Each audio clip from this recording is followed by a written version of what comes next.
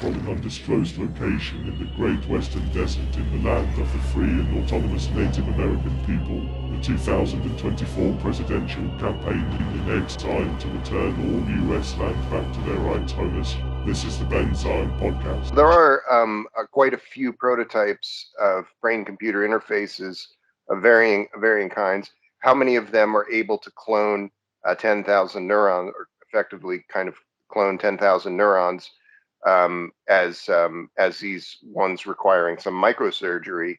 But I think that I'm reminded of another French show, like Ad Vitam, that was canceled after one season, called Osmosis, from maybe 3 years ago. Also, I believe both were on Netflix. In that, a brain-computer interface takes the form of a pill, something that dramatically changes a brain function, takes the form of a pill. But it seems that most of the things are either a surgical aspect or just something that sits on top of your head and doesn't work quite as well as surgery, but surgery is a big deal. Just sort of stuck into the skull, but not through, is what's used to help control Parkinson's and epilepsy. It's that technique. Now, if there were one where you could simply slip like a little capsule or something, under the skin, that would say send out specific electronic commands through the muscle system to the brain and effect like that, then yeah, go for it. I think that's an area worth researching. And now how on earth that would work, I don't know, because that is not my area. But that strikes me as a much safer idea. And as a clinician, I'm sworn first to do no harm. And again, that's why I'd be very loath to start cutting open skulls. That's a major barrier to why this thing has not advanced, rightly so. The people who are willing to have a microsurgical procedure to put an implant in their head, it should be the person like that the person, the primary, this T12, the person in this article who who has a serious condition. It shouldn't be people like Ben Zion who just had this idea but perhaps, who knows, the state of the science in a few years, perhaps this will change. Exactly. It's certainly a path that I believe is worth pursuing. Absolutely. I mean, I think all paths are worth pursuing, but let's do it with caution, and let's do it, first of all, please, with a sense of humanity, and not lose sight of the fact that what we're trying to do is help people. It's very easy to get into science projects and forget the human aspect, to just block everything out, and it's just about the science. I think every now and again you've always got to stop, have a look at where you are, and remember why you're doing it. And that's another reason why my anti-aging research has taken the time that it has, because I've done exactly that. Because I think when you start to talk about these things, I think inevitably you're gonna start to talk about philosophy, and science on its own is somewhat isolated, somewhat sterile, and I think that's one of the problems, is that scientists, because they are in that position, are not terribly good at communicating with the public, because they're in the project. And I think every now and again you need to step outside and get back to ordinary life, do something different, to reset and to reconnect with, if you like, the outside world and what it's all, and what you're really doing it about. Then you can go back in again with maybe a new attitude, maybe new ideas. Who knows? You can You could sit at a cafe and just, catch a small bit of conversation. You never know what ideas it might trigger. And I've certainly experienced that a couple of times. So, I think this is all about being very open-minded and, obviously listening to other people's views, other people's experiences, people in the field. You spoke earlier of the obstacles, and I've spoken of two, and if you don't mind, I'd like to speak of the third one. Please. We have, as a species at the moment, a massive overcapacity to destroy not only ourselves, but to destroy most of the advanced life on this planet. We also have, as you said earlier, with the evolving technologies within our grasp right now, and particularly with what we're hoping to do in Ageless Partners, and the kind of thing you talked about, developing these electronic technologies, the power to improve life expectancy, and rebeautify this planet. Now, I believe that it is very important for the world to be united and to stop fighting all the time. I believe that the money that's being spent on death should be spent on life, and that you mentioned earlier about a proper medical service, a full, beginning to end healthcare system. I mean, that's an absolute prerequisite. Doesn't really exist anywhere. If we'd actually get together and talk and devote the resources, both in terms of personnel, in terms of technology, sharing data, sharing experimental results, and putting in the financial resources that we're spending on death into improving health worldwide and extending life, not extinguishing it. I believe that is a project around which the whole of humanity could unite. I believe that should happen. And I believe that if we can make that happen, we can succeed in eliminating these scourges within the next 2 decades. Mm-hmm. And yes. that is a big message I want to give out in this program. Yes, and that is the essential idea. You mentioned how you cannot discuss these things without discussing philosophy, and I have always tried, and maybe not as it's not become as clear in my mind until more the past few years, but I've always tried to think about these things in terms of the greater good, and that's a near cultural universal, but we human beings fail at actually implementing things based on that idea. But another commonplace idea is collectivism, how the group itself capitalizes upon these things. And that has changed in recent years. I think the 20th century definition of collectivism and the 21st century definition of collectivism should be distinct in people's minds. That's why I'm interested in something like a brain-computer interface. I am imagining patient T12, they're not mentioned by name, and their ability to use language almost as well as a human being, despite being in having a very grave set of conditions. But one thing that they would be able to do, T12 would be able to do with a variety of others, T11, T10, T13, is have a richer social experience of a kind than perhaps you or I could have.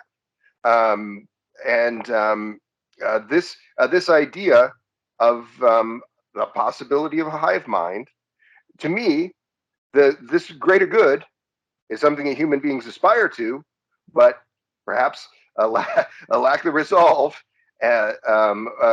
or other areas to actually do it. And to me, this hive mind I think will prove to be the thing in the 21st century that is this a saving grace. Now, people say this of advanced algorithms as well, that this new thing will save us. But it is the thing that inspires me to think about these things that are otherwise a little more fanciful. Well, Jung's concept of the collective unconscious. What we're talking about, what I think that we're talking about anyway, is a. I mean, without losing the individual.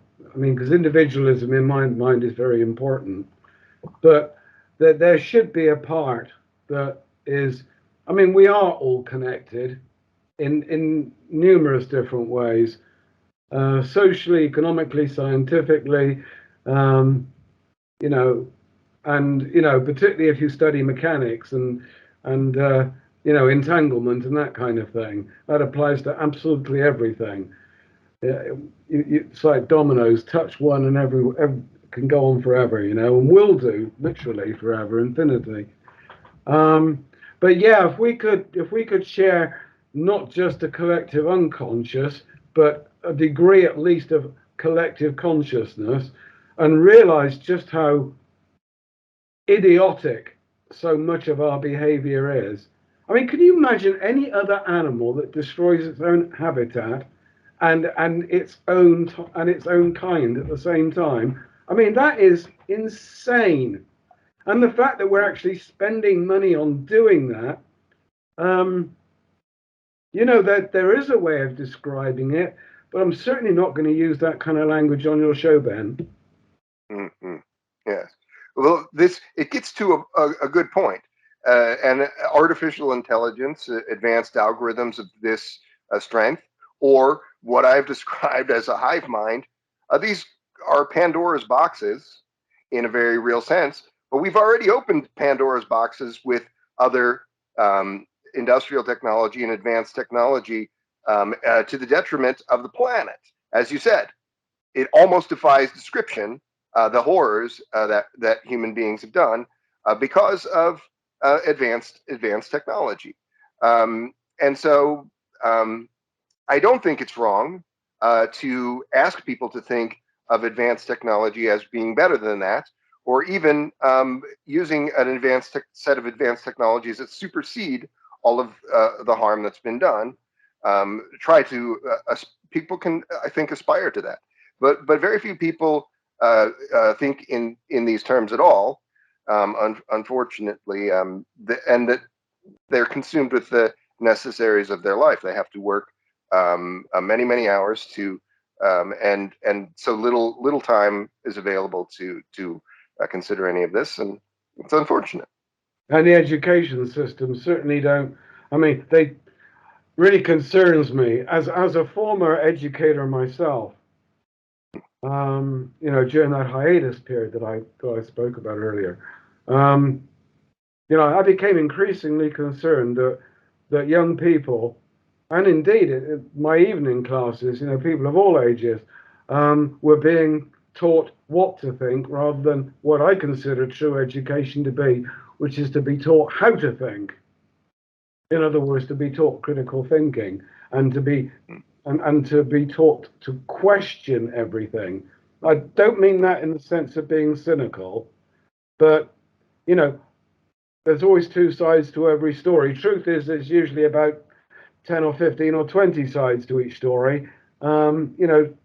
Try to listen to as many as you can, and then from your own experience, I mean, at a certain point, you've got to pick the version that seems closest to your experience of reality. Or at least that's how I see it. Well, it's just in recent weeks, a social media debate around advanced algorithms, AI, has focused on a set of products we could just call Chat GPT. That's the easy hashtag there. Natural language processing products that are in common use. And this is said to be a threat to American-style education because people are able to generate essay, fine essays with just a few prompts and do little writing. But I don't see it as a threat to anyone. You mentioned perhaps a little bit better education model that's focused on understanding the world or working with other folks, more project oriented. There's an awful lot of students who have a little more of that experience, and I can't imagine that their instructors feel quite so threatened by natural language processing or chat GPT. I did a conversation about this on this program. I think that emerging technology will force every aspect of life where we are failing one another into sharper and sharper focus, which is why I don't feel strange talking about universal super longevity or talking about brain-computer interfaces being used to create hyper intelligent beings or advanced algorithms. I think the genetic work is more likely to increase collective intelligence because we're more advanced with genetics. I think that is more likely to achieve a notable jump before the engineering side takes that 2 or 3 steps further or whatever. I mean, I don't disagree at all with what you say. I just think that it might gold and silver medal might be in a different order. Because we've really gone a long way in genetics. I mean, the country in the world which is way in advance of any other in terms of genetics is my own country, the United Kingdom, and what they're doing at Cambridge University and the Wellcome Foundation Sanger Institute at Cambridge. And then I would say the next most advanced country, particularly centered around the University of South Korea in Seoul, is South Korea itself. They're really getting into it there. And the rest of the world is, X number of steps behind. But there's no doubt that Britain is the world leader when it comes to genetics. I mean, after all, it was a British guy who discovered DNA, Crick, with the aid of Professor James Watson of Coldstream Harbour Laboratory, both of whom, of course, won the Nobel Prize for that. And I know Professor Watson is still alive because he was only 26 at the time, and Crick was about a decade older. And the human genome was finally read at the Wellcome Foundation Sanger Institute by a team led by Professor Sir John Solston, again with assistance from Professor Watson at Coldstream Harbour. So it was pretty magical. That was a very magical time to be around there. So yeah, for sure, and that's why I think that CRISPR is being developed all the time, and soon, initially it was just 1 gene at a time. Now it can do 2. It won't be that long before it gets into double figures, and that's when we can really start, I think, to make a difference. And I think that'll happen first. And Dr. Andrews or Professor Church would probably be the right people to, take that subject more broadly than I. I mean, I'm much more of a kind of a, what would be the word? I'm probably more of a theoretician in terms of genetics than a practical laboratory guy these days, because my interest has now shifted more towards genomics and looking at the whole picture, which again has been very, very influential regarding my research into rejuvenation. we alluded to the idea, and I discuss it a lot on this program, that institutions are failing our world and ourselves, and I'm reminded when you were describing some of this to do with the life sciences being of more importance, of a thought that was put to me by a friend, of a world where industrial technology or even advanced algorithms were not focused on so much. A world where more or less all of human endeavor was focused on improving human health, and that is a world where that is not threatened in the way that our world is threatened. So I definitely agree with the spirit of what you've said, and nor do I contest what you've actually said, but that is in a world, some of the stuff probably that we have done as human beings, almost a lot of it should have just been illegal from the start. A And lot of it was, and you know, we're both men of the world enough to know that courts can be bought, even in democracies, maybe especially in democracies. Legislation can be bought, and it doesn't take many worms to corrupt a whole big system. I mean, you take a large piece of wooden furniture, you put one woodworm into it, and come back 10 years later. In the United States, life expectancy is low, dropped off, and Yes. we would hope that in that world where the only real area of human endeavor is improving quality of life, that the opposite would be the case, and that wouldn't be really that difficult to do that. I've used the differences between the United States and Cuba to talk about how, because a Cuban will now live from birth 3 years longer than a person born in the United States, despite having a tiny fraction of the overall resources, and even having been treated and continuing to be treated quite badly by the United States. Folks there are now living a good deal longer than we are, and it really is a sad situation to see, in the course of 30 years, to see life expectancy fall off a cliff, when you would hope that things would be going in the opposite direction. Not at the pace that we would hope, and not at the pace that, as you were saying, it had began its momentum back in the 1990s. But it is still, it's still continuing in Japan and in, Scandinavia. But I mean, the first thing America's got to do, I am talking as a limey, I appreciate this. And I've grown up in a completely different cultural background. But I mean, a single payer, free at the point of delivery, world-class health service.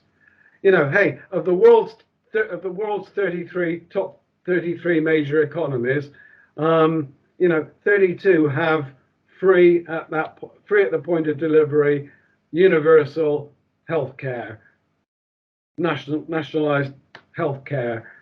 The only odd one out is America. And is America right and the other 32 wrong? Statistically, nah, that doesn't work that way. But then you look at America's $1 trillion a year, and that's the public figure. The true figure is at least 3 times that. Death budget, Military-industrial complex. It would be, machine. in my opinion, far better to spend that money on lifeism and not on deathism. You get points on this show for being critical of the United States, by the way. And the vast majority of my relatives that I have live in America, which is my desire to see America become a happier and better country than it currently is. I say this as a friend of America, not as a not as someone throwing stones at it, and I want that really clear. The UK is also a place where life expectancy is stagnant at best in recent years. And like the United States, perhaps not so bad because they don't quite have that same $1 trillion number of the theft of resources consuming all other public funds. But in contrast, a place like Cuba or some other places, they do have that public health service, a single payer system. And they also do have these other things that would ensure that people have a certain baseline quality of life, a housing authority, and job guarantees and wage guarantees. These are things that unfortunately have gone from bad to worse in the West. And I think you can draw pretty clear lines between the failures of those institutions and lower lifespans. And all of that is essentially boils down to 3 words: capitalism versus socialism. Yeah, the thought that I would like to, finish this particular broadcast on is that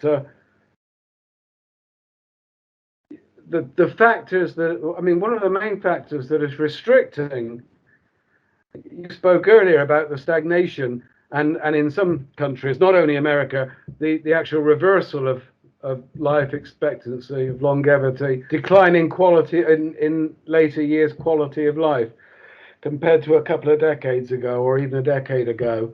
And I believe that I know that one of the reasons behind this is we've spoken about genetics, but also epigenetic factors. The expert on that is Dr. David Sinclair. And one of the big epigenetic factors is simply pollution. We have the seas full of microplastics and radiation and, other forms of pollution. We have pesticides on the land and in the food that we eat. We have radiation, pouring into the ocean and spreading around the world, getting into the aquifers, into the water that we drink. We got the air pollution that I think everyone now finally is aware of. And I believe that one of the things we need to do, one of the most basic things, is clean up our own backyard. I mean, people talk about let's terraform Mars. I think we should fix our problems here first. We have the technology to do that now. We don't have the will. We certainly have the resources, both human and financial. And just getting good, wholesome food, good, clean air, and good, clean, plentiful drinking water, just those 3 alone would make a heck of a difference. And I said earlier that, how crazy a species to destroy its own habitat, to the detriment of the many, and the statistics you quote prove this, and for the greed of the very few. So that someone can have, 15, 20, 50, 60 super yachts, that kind of thing. That's nuts. And people have simply got to stop collaborating by being passive about such a system, in my opinion. And that is the note I wanted to finish this broadcast on. Yeah. And again, we get back to philosophy again, which I believe science always leads you to. Even the expense of terraforming the moon or creating a habitat of any kind on the moon for any number of people would be some quadrillions of dollars. Well, yeah. Where orders of magnitude larger than fixing up the habitats that we currently occupy. Yeah, because at least we don't have to travel to do that, because they're right here. Yes. You think, well, everyone's saying, look, isn't it wonderful, blasting off 3 rockets a day, or a week or whatever it might be. Yeah, any idea what that is doing to the upper atmosphere? Because as a physicist to a degree, yeah, actually, I've got a very good idea what that kind of, I mean, you see what pours out of those rockets. Do you know what fuels them? This is the kind of question the public has in mind, or needs to have in mind. And what actually, you've paid for this, what actual benefit are you getting? Particularly, with regards to the colossal environmental damage it's doing to the Florida coast and indeed inland. That's the kind of question that if we want to live better, we're going to have to start asking. Yes. And we're going to have to say, no, we're not going to participate in this. That world where all of society is only focused on health. It is a world where certain kinds of creature comforts, certain kinds of things that people have come to demand, we were going to do less with. But the alternative is even more harrowing, and people really need to find a way for that to hit home with them. The alternative, and let me be very clear, and a number of people have made this very clear in lots of different specialisms, is that we are in the next big extinction. And one of the problems of being at the top of the food chain is that you've got the furthest to fall, and that's human beings. We could extinct ourselves. I spoke at the beginning of this about having the capacity to destroy ourselves and this planet virtually within a weekend. Yes. And that is a pretty sobering thought, and it should be. It absolutely should be, and it should. What we're doing, as I say, is about life, both quantity and quality in terms of longevity. Human beings, anatomically modern human beings, have existed for hundreds of thousands of years without destroying a habitat. It's a sad state of affairs that we've managed to do this in the span of a decade, century and a half, something like this. It truly is, and we can only hope that these effects can be reversed so that some billions of human beings won't die, or all of human beings won't die before. Yeah, well, we know we can do it. Now let's get the collective will to do it.